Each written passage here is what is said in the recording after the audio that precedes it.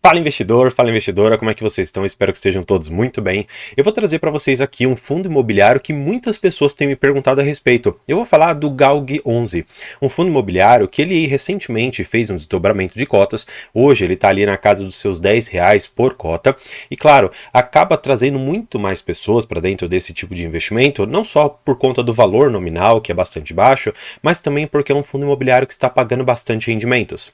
Ele é um fundo que hoje, basicamente, a gente pode dizer que ele é híbrido entre logística e uma parte industrial. Só que aqui existem alguns pontos que eu vou chamar assim a sua atenção para que você perceba que existem alguns riscos que talvez você não esteja mensurando neste momento. E claro, isso daqui não é uma recomendação de compra nem de venda. Na verdade, aqui eu vou trazer alguns critérios que eu acredito que sejam importantes para você saber se deve ou não investir nesse fundo. Então, se você quer saber quais são esses critérios, fica comigo para logo após o vídeo. Então, vamos para o vídeo.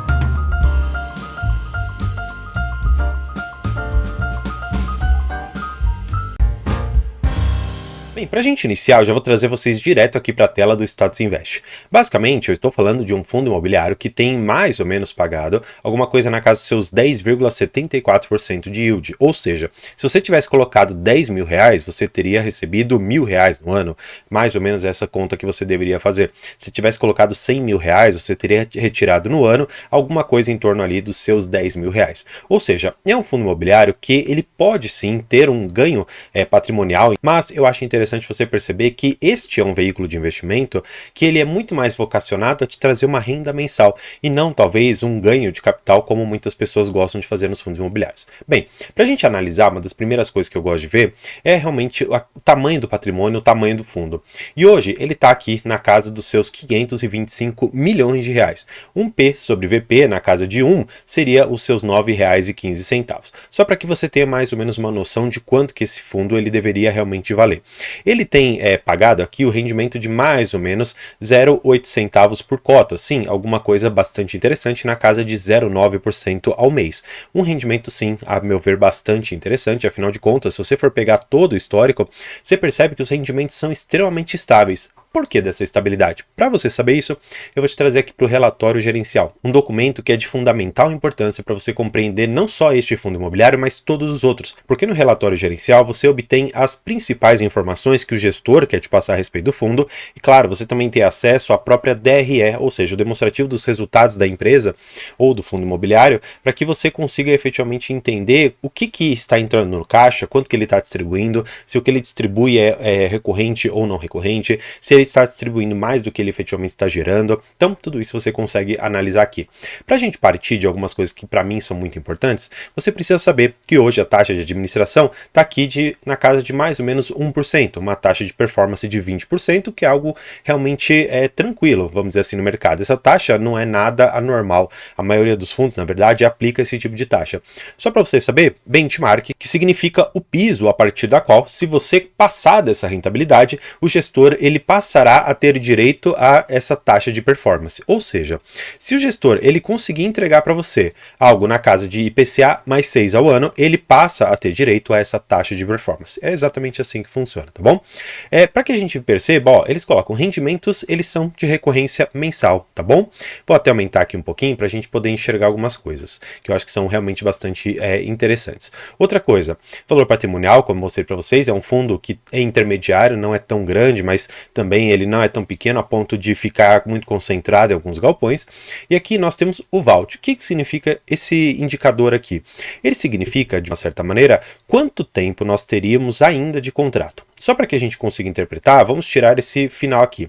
Então, nós temos hoje alguma coisa na casa de 9 anos restantes de contrato. Ou seja, dos inquilinos que estão ali dentro, de todos os galpões que ele tem, nós temos uma previsibilidade de receita, corrigida anualmente por alguns indicadores que nós já vamos ver, e esse contrato vai vencer daqui 9 anos. Ou seja, se esses devedores eles se mantiverem resilientes, obtendo lucro, eles vão continuar pagando o aluguel. E pagando o aluguel, você terá uma renda por 9 anos. Sim. É basicamente isso. Você investe um capital aqui e você recebe durante 9 anos aquela taxa lá que eu mostrei para vocês de mais ou menos 10,7% ao ano. Ou seja, bastante interessante.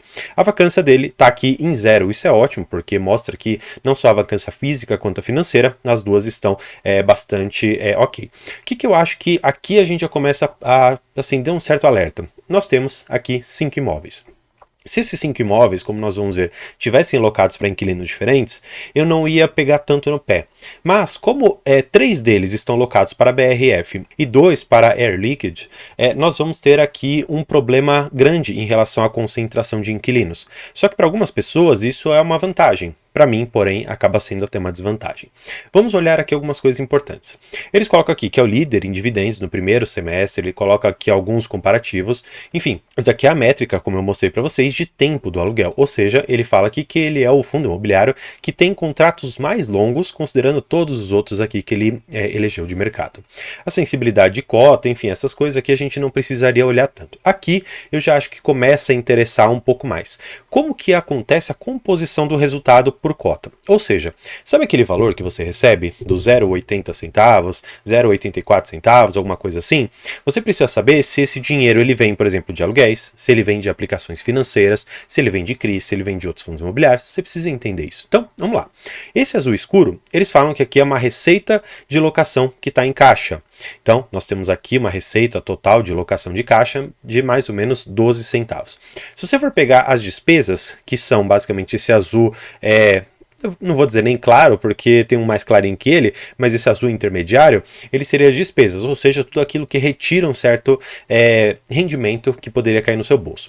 Aqui, finalmente, ele coloca o resultado imobiliário que tem aqui no final e a distribuição por cota que está aqui em cima. Ou seja, você pode perceber, de uma certa maneira, que aqui nós temos uma resiliência no pagamento dos rendimentos e que, consequentemente, com a correção que nós vamos ter mais para frente nos aluguéis, nós teremos uma apreciação nesse valor aqui que está sendo recebido, tá bom? Enfim, a demonstração de resultados, como eu coloquei para vocês, por mais que ela seja simplificada, permite você compreender mais ou menos se o fundo está distribuindo mais do que ele deve, menos do que ele deve, enfim, aqui a gente tem exatamente essa noção. Olha só, se você for pegar o resultado de junho de 23, que eu peguei um relatório gerencial aqui só para que a gente possa realmente dar uma olhada, ele teve uma receita basicamente aqui de 7 milhões de reais, 6 milhões 951 mil. Ele teve algumas despesas e tudo mais, finalmente sobrou 4 milhões 168 mil em caixa. Mas olha só que curioso, esse fundo ele distribuiu 4 milhões 713. Então, André, você está me dizendo que esse fundo ele está distribuindo mais do que ele efetivamente ele está trazendo de caixa? Sim, exatamente isso. Por isso que eu acho importante você perceber que no momento nós estamos usando algumas reservas de caixa. E tudo isso me leva a crer que o rendimento do GALG ele poderá cair no futuro. Para qual patamar? Eu particularmente acredito que o patamar será esse daqui, ó, 0,78. Por quê? Quando nós subtrairmos aquele valor que realmente não é recorrente, ou seja, esses 200 mil, 300 mil a mais que ele está distribuindo, nós vamos ter alguma coisa aqui na casa do seu 0,78, 0,75, alguma coisa assim. Se você for perceber, neste mês de junho, nós já tivemos um resultado ainda pior, ó, 0,73. Olha só como que é importante você enxergar não só aquilo que está vindo para o seu bolso, mas se esse resultado que está vindo para o seu bolso, ele é recorrente. Ele é algo que o fundo ele conseguirá manter. E como eu consigo demonstrar aqui para vocês, esse é um resultado que ele não será permanente, que ele não ocorrerá frequentemente para você, tá bom? Então é importante você saber que o rendimento no futuro possivelmente possa vir a cair, tá?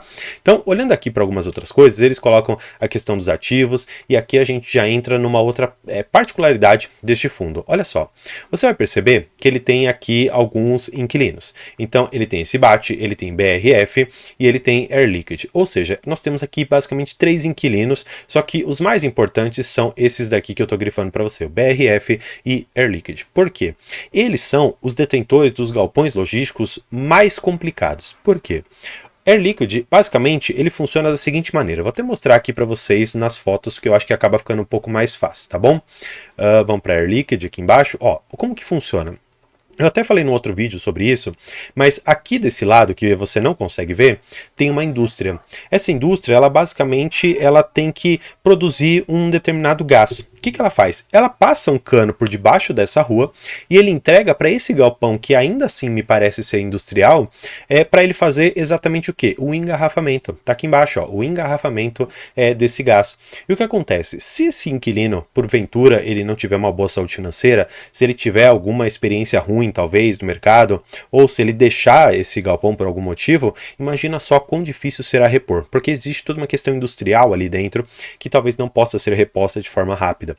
E falando nessa questão específica, eu tenho esse outro inquilino aqui, que é a BRF. Ele tem esses imóveis aqui realmente bastante interessantes, mas qual que é a minha preocupação? Bem, se você não sabe, a BRF basicamente ela é uma empresa que ela tem como produto final a carne bovina ou no geral, carnes. Então o que acontece? Você precisa de galpões refrigerados. O galpão refrigerado ele tem um valor por metro quadrado um pouco mais caro do que são os galpões normais, sem refrigeração.